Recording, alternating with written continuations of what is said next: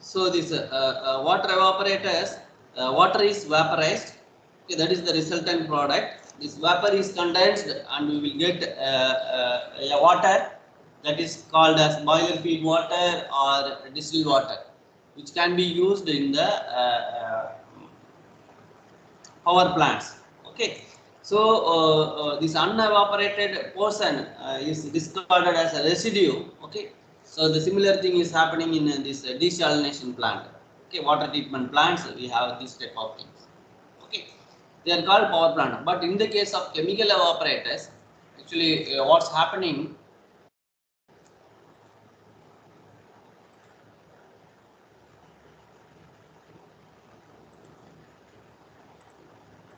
in power plant operators we discussed. Okay, so I have shared the slide. You please. Okay. So are you able to see my screen? This PowerPoint. Yes, sir. Oh, thank you. Yeah. So this chemical evaporators, the thing is reverse. Okay. So we have the same thing. The unevaporated or concentrated liquid is the useful product. Okay. So this is about evaporators.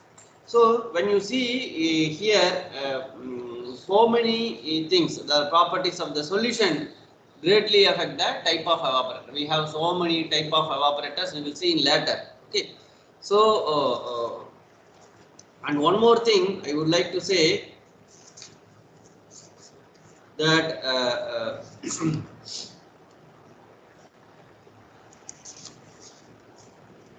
different processing variables. Okay, like feed temperature, then pressure, then steam pressure, then boiling point of a solution.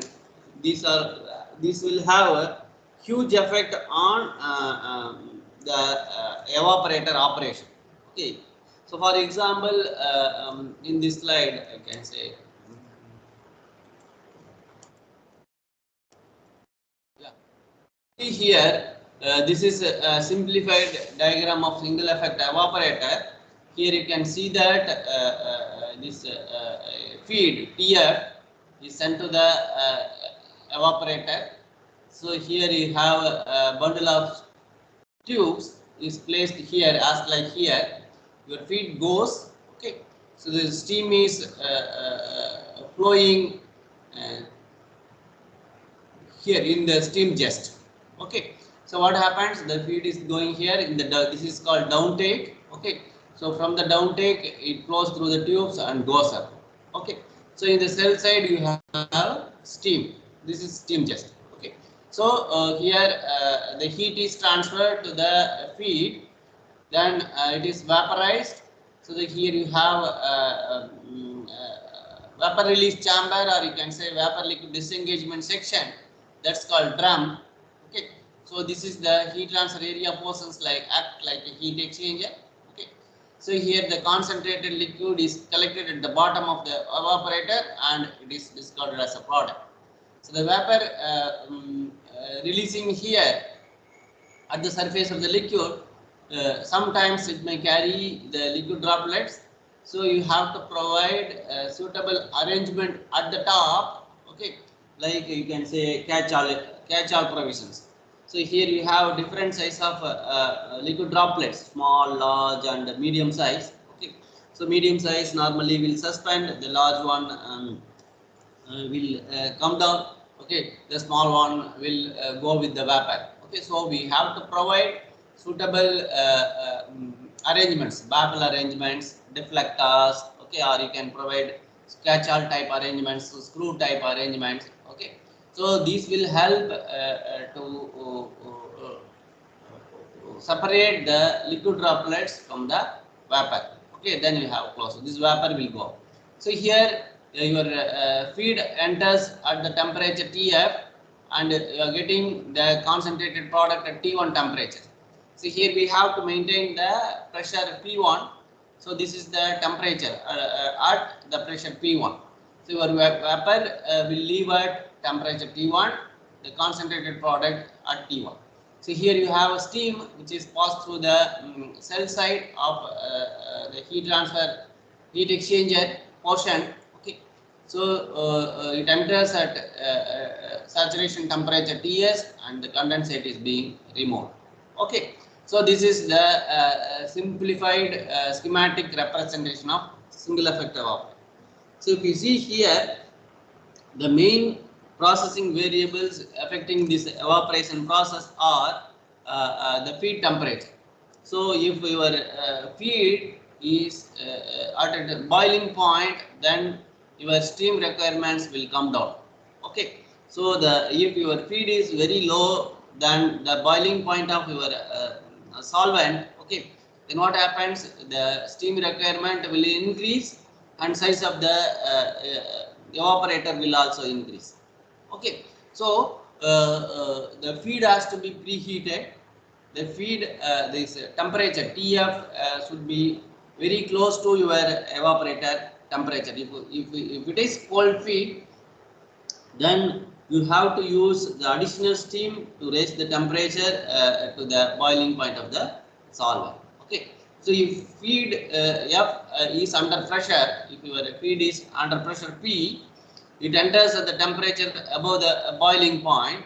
Okay, if your pressure, if the feed is pressurized one, then the boiling point will be on higher side. It has a higher temperature, so that the temperature will be greater than the boiling point.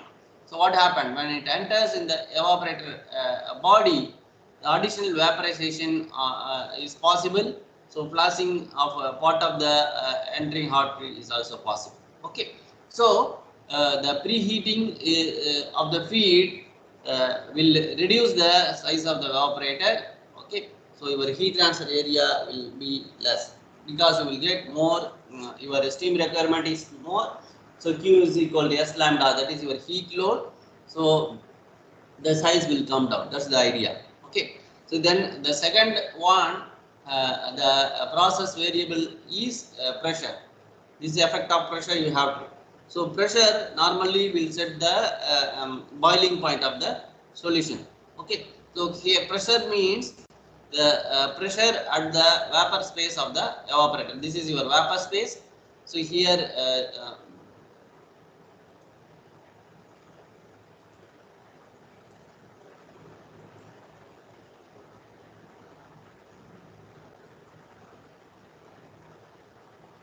so this is your vapor space. So this pressure will set the boiling point of the solution. Okay. So this is the pressure at the vapor space of the evaporator. Here, based on this pressure, the temperature is decided. So delta T is estimated based on this. If you reduce the pressure, what will happen? The boiling point of the solution will decreases. Okay. So if you reduce the pressure, the boiling point of the solution will decrease and you will get larger delta T, because this Ts minus T1 will be the delta T in the evaporator. Ts minus T1 will be the delta T here. Okay. So if it is lower pressure, your T1 will come down, automatically your delta T will increase. Okay. So your size of the evaporator will come down. These are all the effect of processing variables on evaporation operation.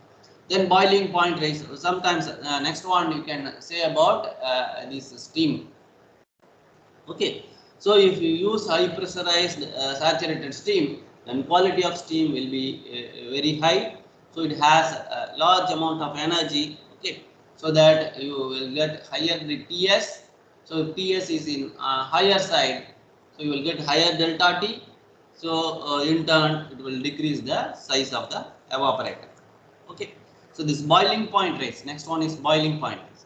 Normally, this boiling point raise is negligible if your solution concentration or if the solution concentration is less than 5%, or you can say if it is diluted one, if the solution is diluted one, you can neglect the boiling point raise. So what is boiling point raise? The presence of solute will increase this temperature. So it has T1 plus some value. Okay, this is called this X or this T or TBR. You can say boiling point raise or boiling point elevation, whatever. Okay.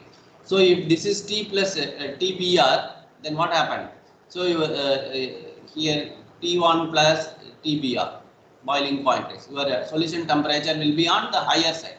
So what will happen? Your effective delta T will come down. So this will have negative effect. If your delta T comes down, automatically it will affect the size of the exchanger. Okay.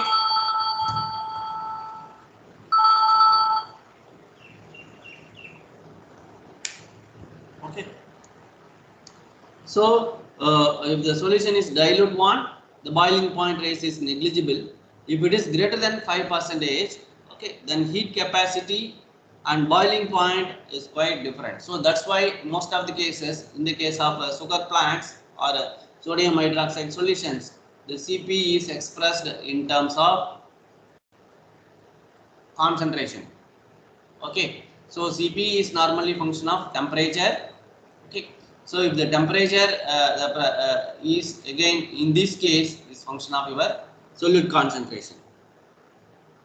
Okay, similarly your if the Cp, and also you can see, we will see some problems related to this, and boiling point raise is also function of your concentration. Okay, if the solution concentration or solute concentration increases, this your specific heat and boiling point raise will increase. Okay, sometimes for strong solutions we cannot predict the boiling point raise. Okay, so sometimes you can use During rules in your chemical process calculation. You might have studied about this During rules. What is During's rule? So like relation between the water vapor and the boiling point of water and the boiling point of solution, sir. Yeah, correct, exactly. So they will assume it's linear. Okay, the relationship they will assume it's linear. Okay, so if you know the concentration, then it would be like this. So you may have lines like this. So this boiling point of water at a particular condition can be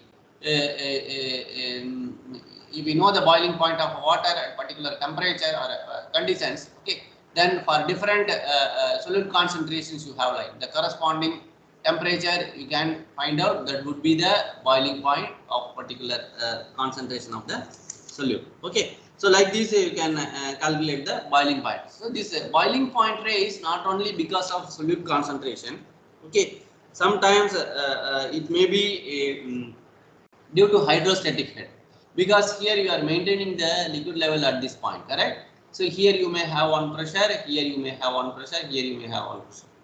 Okay, so the liquid above the top of tube bundle will have some pressure.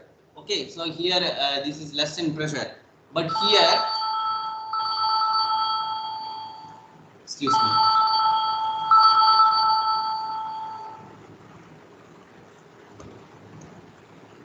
okay, so here this liquid above the top of bundle will have one pressure, at the bottom you have one pressure.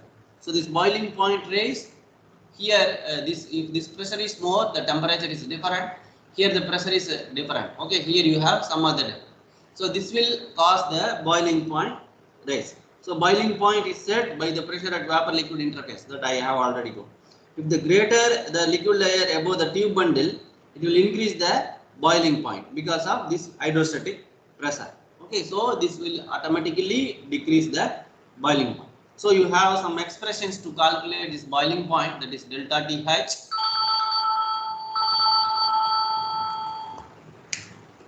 It's delta TH, you can represent like this, that is ATR. This is some relationship, that is V, this is specific volume of water vapor at TR. This is a solution boiling point, okay, to lambda S. This is lambda S. So where lambda is the latent heat of vapor corresponding to the saturation pressure, and this V is the specific volume of water vapor at a reducing temperature, okay, where TR is the solution boiling point. So this delta TH is normally hydrostatic elevation of the boiling point.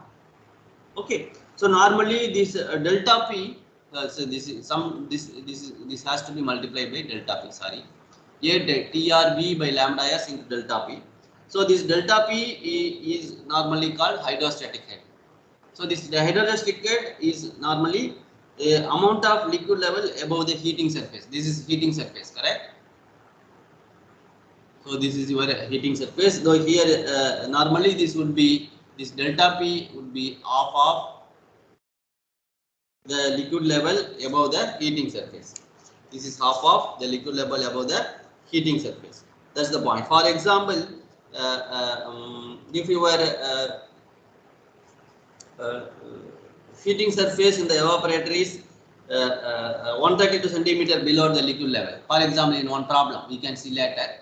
So if this height, okay, so if this is the height the above the heating surface, so then you can say this is half of this liquid level above the heating surface. That normally that is the thumb rule. You can take half of that. Okay. So if you plot the graph like this, for example, this is length of the tube. Here you can say this is the temperature. Okay. So the temperature profile will be like this. Okay. So here you can see the this is your boiling point of water. If your water is the solvent, okay, then what will happen? Here you may have boiling point elevation like this. So this point. So what will happen? Here this is your boiling point elevation. Okay. So the profile will be like this. Okay. So here at low velocity, this would be like this. At higher velocity, this will be like this. So the operating velocity will also play a role here. Okay, so this is your boiling point. This is boiling point raise. Okay, so after that you have these things. So at low velocity, this would be like this. Goes slowly, and because at low velocity, what will happen? It will take time to reach the liquid to its boiling point. High velocity means again, for example, heat sensitive cases, for example, pharmaceutical product or sometimes juices. Okay, so they are very heat sensitive. So your retention time should be low. So you have to increase the velocity. Okay, so what will happen? So here it will reach the boiling point very lately, because it will reach most of the heating surface then only. But if it is low, then very quickly it will reach the boiling point. Okay, that's why it is like this. Okay, so this is your you can say this is the boiling point. Okay, so this boiling point elevation also play a major role in your evaporation operation. Okay, so this is the effect of processing variables. Okay, so you have other processing factors like concentration of the solute that we have discussed, and property, density, viscosity, and boiling point. Okay, these things. Then solubility. Sometimes what will happen? You have if you increase the temperature, then solubility will increase. That's one case. Sometimes what will happen? The solubility will decrease. So here they are called negative soluble salts. For example, any example for negative soluble salts do you have? For example, sometimes the solubility will decrease. Magnesium hydroxide. Okay, so your solubility will come down. For example, KNO3 it will increase.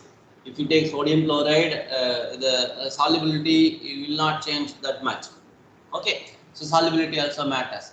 So temperature sensitivity, as I told, pharmaceutical product or this orange juice, those things have temperature sensitivity, so that we have to take care. Then pressure temperature we have discussed. Then foaming and scale. Foaming is a major issue in this case. So if it is foaming, what will happen? So it will not allow the vapor to go out. Okay, so sometimes it will carry the foam have solid particles, and also it may have liquid droplets. Okay, So the presence of this liquid surface active agents, okay, it leads to this problem. So foaming is the problem, especially in caustic soda industry or food solutions. Okay, sometimes fatty acid solutions, you have this problem foaming. Okay, so what will happen? It will carry the liquid to vapor space and or sometimes it may take to barometric condenser that is placed outside the evaporator.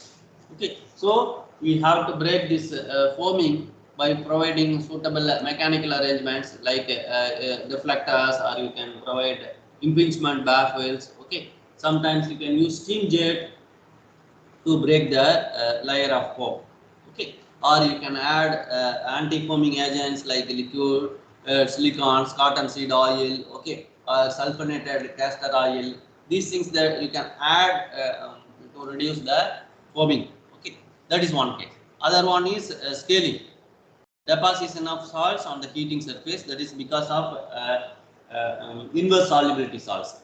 Okay, inverse solubility salts means solubility will come down with respect to temperature, or you can say precipitation fouling. Okay, we have discussed different types of fouling, corrosion fouling, reaction fouling. Okay, then so many different biofouling, freezing fouling. Okay, different types of fouling we have discussed when we discuss about heat transfer equipment. Okay, so formation of salt, what will happen? It will provide additional resistance that we have discussed in heat transfer equipments. Okay, so your overall heat transfer coefficient will come down because of this. So you have to go for some mechanical cleaning or chemical cleaning. Okay, or you can go for chemical cleaning means you have to use hot water, then dilute acids, alkalines. Those things you can use. Another one is called salting. It's like precipitation. Okay, so salts solubility increases with temperature, leads to crystallization of salts. So if solubility increases with the temperature, what will happen? The concentration of the solute increase in water. Sometimes it may reach super saturation point. If super saturation attains, then what will happen? Crystallization will start. Then the salts will settle on the surface. Okay, so again we have to minimize this. So we have to keep the evaporating liquid, okay, very close or frequent contact with the large surface area of the crystallizer solid. Okay, we have to provide these things in this case. Okay, these are all other processes. Okay. Sometimes corrosion. So deposit formed by the condensing vapor or due to the solid matter present. So that's called corrosion problem.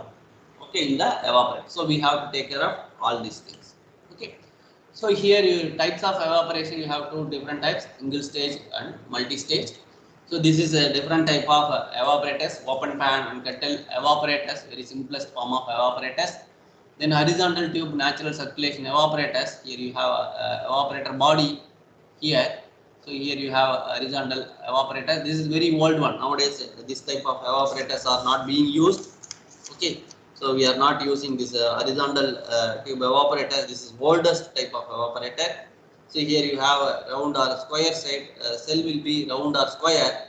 Okay, so the tube bundle will be placed in horizontal. Okay, so this is very typical one, because the steam will flow through the cell side, not in tube side. Sorry, steam will flow through the tube side, not in cell side, as like we discussed earlier, like short tube vertical evaporator or long tube vertical evaporator. Okay, so the main advantage of this horizontal tube evaporator is that relatively small headroom you have. Okay, and whenever required, we can easily remove the tube bundle. This tube bundle you can easily remove. So if this is the case, here you will have a tube bundle like this. Okay, so here your steam will, here you have like this, you have tubes. So here the cell side, tube side, it will flow. Okay, your steam will flow through the tube side, you can collect as a condensate. So cell side you have the evaporative liquids. Okay, so nowadays we don't have these type of things. Okay, so we are not using this type of horizontal type of evaporator. Okay, so very simple cases we will go for this type of things. Okay, so most of the times nowadays we are using this type of evaporators, natural vertical natural circulation evaporator, as like your vertical thermosiphon reboilers. Okay, here sometimes you can go sawtube vertical evaporators, STVE, and you can go for long tube vertical evaporators. So mostly we will use these things, or you can or you can go for this falling film evaporators based on the applications. So if you need less residence time, then this vertical natural circulation evaporator or long tube evaporators are converted into post circulation evaporators, what we have discussed in the case of thermosiphon reboilers or vertical evaporators, or post circulation reboilers. Same thing, same concept you can apply here. Okay, then agitated film evaporators normally will go for high viscous solutions, or we can go for this agitated film evaporators. So whenever you need low residence time, you can go for falling film evaporators. Okay, it goes like this. Then open pan solar evaporators, that's normally which have very small, the steam economy will be low when compared to these cases. Okay, these are all different type of evaporators. The selection you can see, you can select based on the feed conditions. Okay, so feed condition means we have discussed already the viscosity. This is viscosity, this is foaming, this is scaling. Here you have a nature of crystal producing, which depends on the solubility. Okay, variation of solubility with respect to temperature, then solids in suspension. Okay. So if you see, this Calandria or Sartube vertical evaporator is more versatile. Okay, so you can use this for all the cases, but it's not suitable for heat sensitive materials, and also it's not suitable for heat viscous, high viscous fluids. Okay, so for circulation evaporators, you can go for these things. So this is applicable over lower portion of range. So that's the differentiation. You dotted rectangles. Dotted rectangles is applicable for these conditions. This is the special case.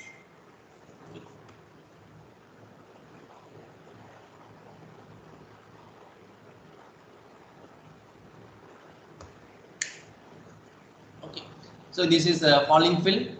So in falling film, you have only, you can go for low viscous and medium viscous cases, and it is suitable for this heat sensitive materials. Okay, so the retention time range also given. You can go for 5 to 30 seconds. Then thermosiphon circulating evaporators, natural circulation evaporators, again the retention time would be 20 to 30 seconds. So normally this we will use pumps. Multi-stage means we will use this post circulation evaporators. Okay, so if you when compare this agitated thin film, okay, when compare this agitated film on Sartube vertical evaporator, so this is more versatile. You can use it for high viscous fluids also. Okay, so this is the selection guide to select the evaporator. So the rising film you see, so this is not applicable for scaling and crystal producing. Similarly, this long tube falling film is not suitable for foaming and scaling and crystal producing cases, solid suspensions. Okay. So based on the feed condition and heat sensitivity and retention time, you can select this type of evaporators. So most of the times we will go for this Calandria effect. So Calandria effect means this is your Calandria section, tube section. So this is your hot tube vertical evaporator. Okay. So this portion is called Calandria portion, where you have the heat transfer surface, that's called Calandria. Okay, this is your steam inlet. So here you can see this is downtake. What is downtake? So at the center of the tube bundle, you have a hollow section. So which your feed comes, it will go through. Then here it is heated up. Then it will flow through the tubes, and vapor will go like this. Okay. So this portion is called downtake. I can show this diagram. Yeah, you will get better idea. So these are all the main components of saw tube or log tube vertical evaporators. So here you have tube bundle surrounding the cell. This tube bundle section is called calandria. So this is another important portion of your evaporator. That's called vapor release chamber. Okay, so vapor release chamber, that is another portion. Then two heads. So your evaporator should have this calandria section, then vapor release chamber, then you have top and bottom. Normally sometimes you may have the star spherical, or sometimes you may have conical also, conical shape.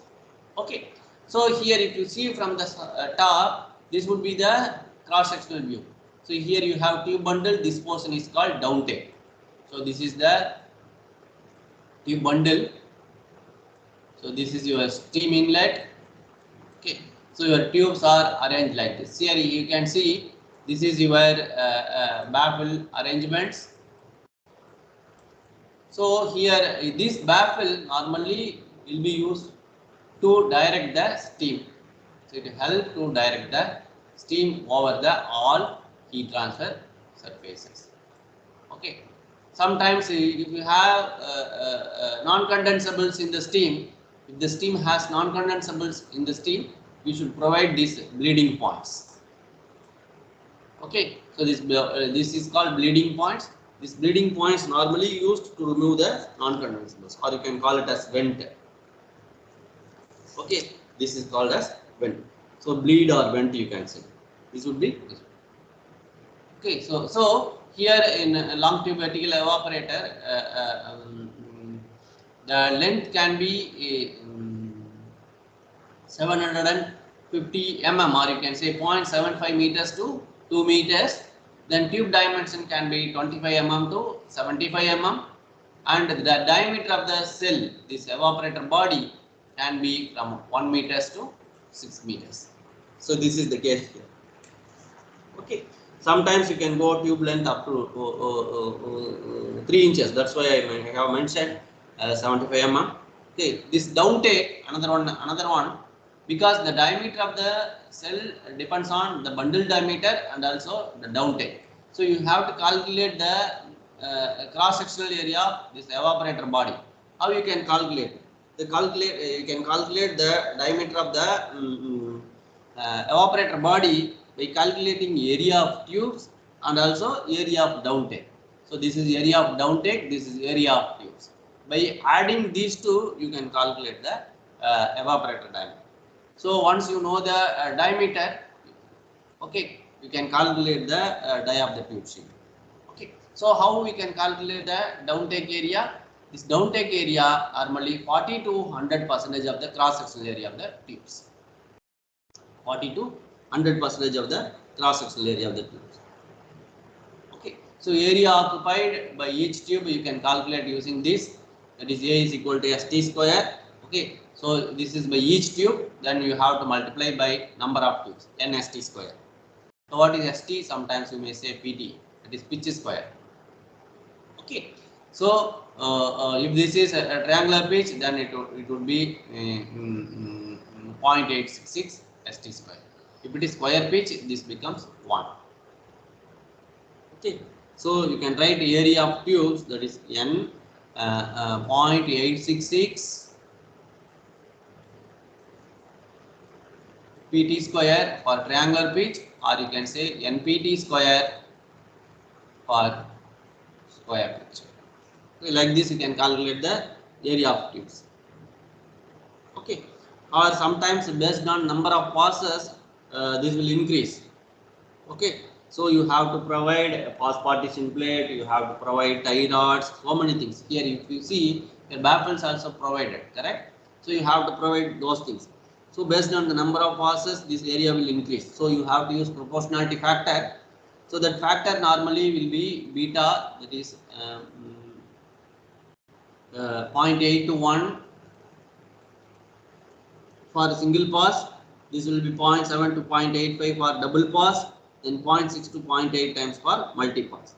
So you have to account this factor, proportionality factor, at the bottom. divided by AS by this beta you can use so that you can increase the area.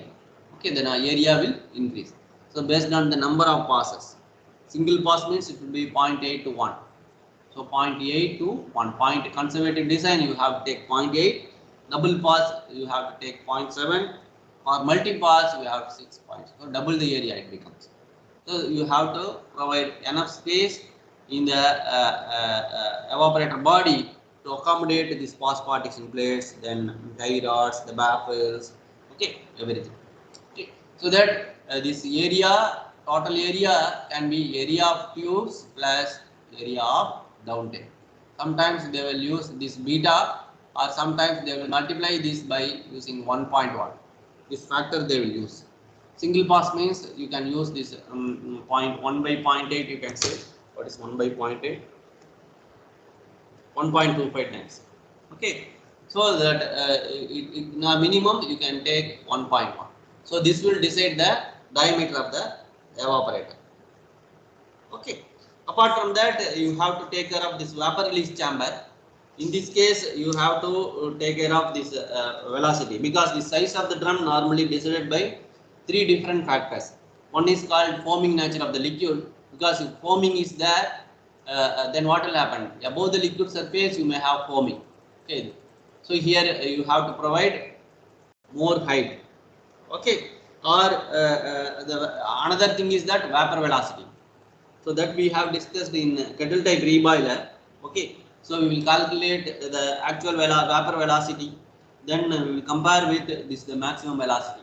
Actual velocity and maximum velocity you have. This maximum velocity can be decided by the properties. Okay, so that you please refer this kettle type reboiler how to calculate the maximum velocity. So you need to know the liquid surface area. Okay, those things you should know. Or you can calculate from the vapor flow rate. Vapor flow rate by the area of drum, cross sectional area of drum will decide the velocity. That has to be accounted based on this density difference between the vapor and liquid. Okay. Another one is entrainment separation. That because if you have high velocity of vapor, it will entrain the liquid droplets. So you have to provide this catch-all arrangement. It would be like this. Catch-all means it goes like this. This screw type arrangement will come like this. So what will happen when the vapor goes? It will follow this path. So what will happen? The terminal velocity, the liquid droplets are separated from the vapor. Vapor will go, and liquid will lose its energy and come down from the vapor. Okay. So this is the thing. So normally the thumb rule I can say the height you can calculate. No, this thumb rule is that the height of vapor space above the calandria. So this is your calandria, correct? So above the calandria you should have the one vessel diameter, minimum one vessel diameter or more than one vessel diameter. So vessel diameter you can calculate from this cross sectional area. So D is 4 times of A by D. Okay, so this A is area of tubes plus area of downtime. Okay, so this portion normally will be greater than this vapor releasing height normally will be greater than your diameter of the vessel. Okay, then bottom space normally it would be 25% of your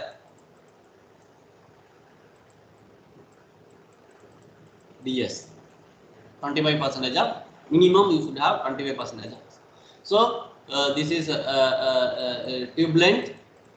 So this is 0.25 times of your DS. This is above your diameter of the vessel. Then again you can provide same height, minimum 25%. Okay. So if you add, you will get. Sometimes they will say 3 times of length of the tube. So height of the evaporator is 3 times of the length of the. So these two are different thumb rules that's being used to calculate the dimensions of the evaporator. Okay. So these are all the things that I would like to share here. Okay. So apart from these conditions, these guidelines, you can also check the heat transfer coefficient, overall heat transfer coefficient. Okay. So the overall heat transfer coefficient normally will be in the higher side for this agitated thin film for low viscous fluids. For low viscous fluids, the heat transfer coefficient normally will be on the higher side. For this case, for high viscous fluids, you can reduce it. Then the heat transfer coefficient will be low for this falling film evaporators. Okay, and rising film evaporators or plate type evaporators, the heat transfer coefficient, overall heat transfer coefficient will be on the higher side. Okay. These are all the points that I would like to share with respect to evaporator. Okay. So tomorrow we will do some problems. Okay. Then you can understand the effect of boiling point evaporation and how to design the double effect or multiple effect evaporator. Okay. So this is a simplified diagram of a forward feed evaporator. Here you have a triple effect evaporator. So in triple effect evaporator, this is the T feed. So here you have temperature T1 and this is the pressure P1, this is pressure P2, this is pressure P3. So normally what would be the pressure P3? Which pressure will be on higher side in forward feed? P1 or P3? P1 will be higher. Oh, so this would be like this P1, P2 and P3. P3 will be vacuum. So because of this vacuum pressure, what has happened? It helps to flow the boil. Yeah, and also the temperature will be lower here. That is another advantage. Okay, so if low pressure means the temperature will be lower. So delta T will be. So this is T1. Okay, so T1 minus T2 will be the delta T here. Here T2 minus T the delta T here. Here the delta T will be Ts minus 1. So you can write delta T overall as Ts minus T1 plus T1 minus T2 plus T2 minus T3. So these things will cancel. So the overall delta T is Ts minus T3. Okay. So this is backward feed. The feed comes from back. Okay. So what is the advantage of this multiple effect evaporators?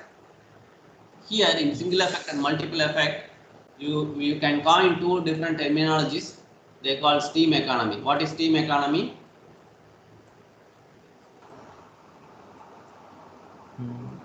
So like amount of vapor produced per kg of steam. Yeah, very good. Amount of vapor produced per kg of vapor. Normally for single effect it would be 0.8 to 1. Because if it is 1 means, then you can say it's ideal case. Normally it would not be. So 1 kg of steam normally will produce around 0.8 kg of vapor. So this 0.8 kg of vapor for 1 kg of steam this vapor coming out from the effect 1 will act as the heating medium. Okay, so this steam is the main source. So the heat released by this steam is reused in the second effect. Okay, so the heat is reused. So the steam economy will increase. So here if you get 0.8 kg, then this 0.8 kg will go as the heating medium. Again it will vaporize. Okay, so 0.8 of 0.8 you will get 0.6. So 0.6 of 0.8 you will get the vapor here. Okay, so the heat released by the steam is being used in the successive effects.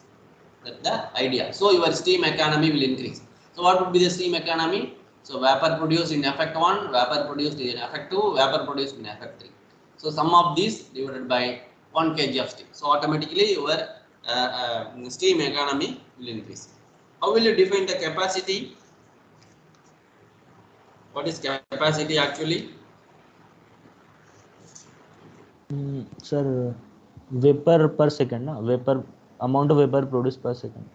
No, not like that.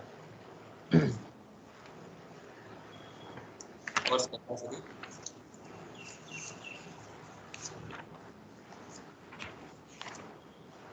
Any idea? Yeah. What you said? Sir, amount of kg of vapor produced per second, sir. Yeah, per unit time. Yeah, that's correct. Yeah, correct. Per unit time, how much vapor is produced? That's unit. Okay, that's correct. So how will you calculate steam consumption? From these two, capacity and economy. Ratio, sir. We'll take ratio. Capacity to economy or economy to capacity? Capacity to economy. Yeah, very good. So like this you can calculate the steam consumption. Okay. So I would like to stop at this point. We can discuss, we can solve some problem in the next class. Okay. Do you have any doubts? Please. Sir, why we not use horizontal tube evaporator, sir? You mentioned in the For beginning. cleaning liquids you can use when you handle these solids. Okay, then it's difficult to maintain. That's the problem. If it is aqueous solution or very a clean liquid, okay, clean not liquid, you can say this is solution. No, it may have some solid particles. Correct. Different type of fouling we discussed, no, precipitation, then scaling. These are all the major issues in horizontal. That's why we are not using horizontal type of operators. That's very old. Nowadays we are using this vertical tube evaporators only. That's the main reason. Okay.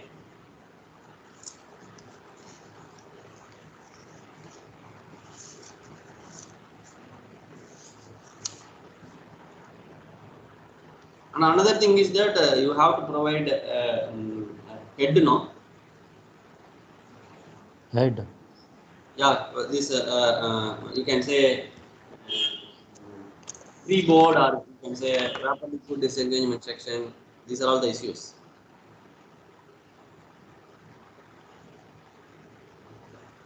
Yes. So if you want a liquid, pure liquid as the product, then you can go for this type of things. So aqueous solutions, you can go for these type of things.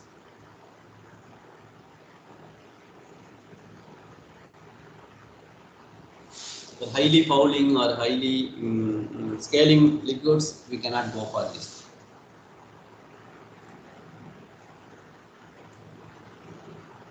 So any other clarifications?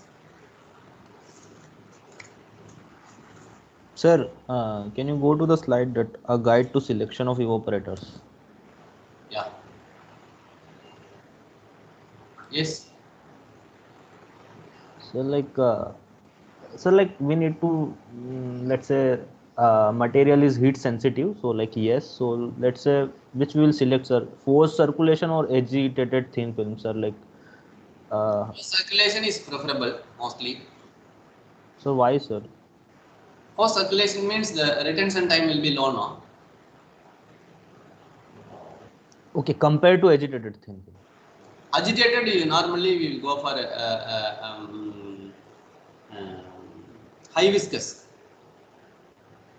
Even though it's applicable for all these cases, okay, agitated thin film normally you may have it's like a vessel type, correct?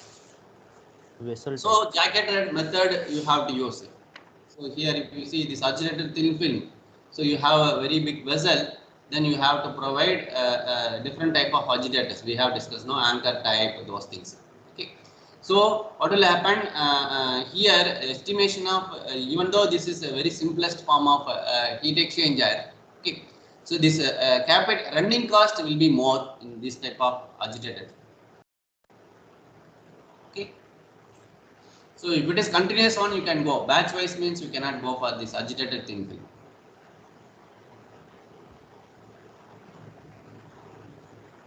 Yes, sir. Okay. You can go for high viscous case, or if solid concentration is more, you can go for this agitated type things. Because solid particle size also matters. If it is very small, the solid particles will be in suspended manner. It won't settle down. Okay. So such cases you need this agitated thin film evaporators.